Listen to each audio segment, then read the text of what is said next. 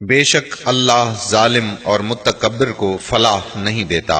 جو لوگ غریبوں اور ناداروں پر ظلم کرتے اور دھکارتے ہیں، ایک دن خود اللہ کی مشیت انہیں اس مقام پر لا کھڑا کرتی ہے کہ دنیا ان کو ٹھوکریں مارتی ہے۔ امام جوزی رحمت اللہ علیہ نے ایک واقعہ بیان کرتے ہوئے لکھا ہے کہ کس طرح اللہ کو یہ بات ناگوار لگتی ہے کہ کوئی کسی مستحق اور نادار کی مدد نہ کر سکے اور اس کو زد و کوب کرے تو اس پر اللہ کا قہر نازل ہوتا ہے۔ وہ بیان کرتے ہیں کہ اصفہان کا ایک بہت بڑا رئیس اپنی بیگم کے ساتھ دسترخوان پر بیٹھا ہوا تھا۔ دسترخوان اللہ کی نعمتوں سے بھرا ہوا تھا۔ اتنے میں ایک فقیر نے صدا لگائی، اللہ کے نام پر کچھ کھانے کے لیے دے دو۔ اس شخص نے اپنی بیوی کو حکم دیا کہ سارا دسترخوان اس فقیر کی جھولی میں ڈال دو۔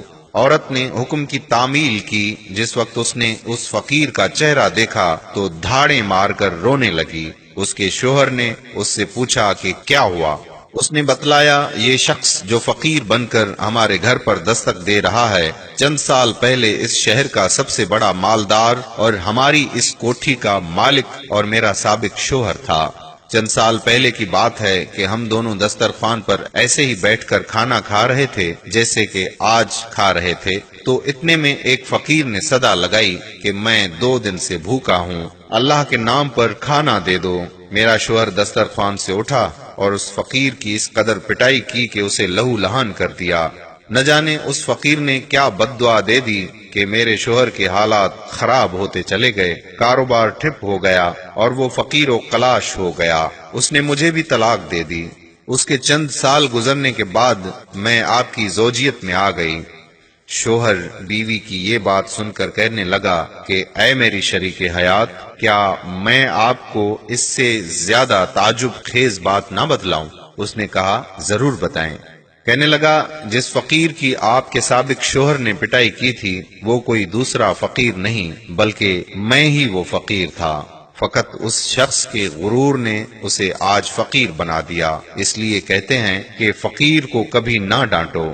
سوال کرنے والا کبھی کوئی کڑوی بات بھی کر جائے تو اللہ کی رضا کے لیے اسے معاف کر دیا کرو۔ بعض لوگ فقیر کو دیکھ کر کہتے ہیں کہ اگر اللہ چاہتا تو کیا اسے خود نہیں کھلا سکتا؟ بعض لوگوں کو آپ نے دیکھا ہوگا اسے برا بھلا کہتے ہیں۔ یاد رکھیے، فقیر کو برا بھلا کہنے والا شخص زندگی میں ناکامی ہی حاصل کرے گا۔ لہذا اگر آپ کسی کو کچھ دے نہیں سکتے تو برا بھلا کہنے کا کوئی حق بھی نہیں ہے۔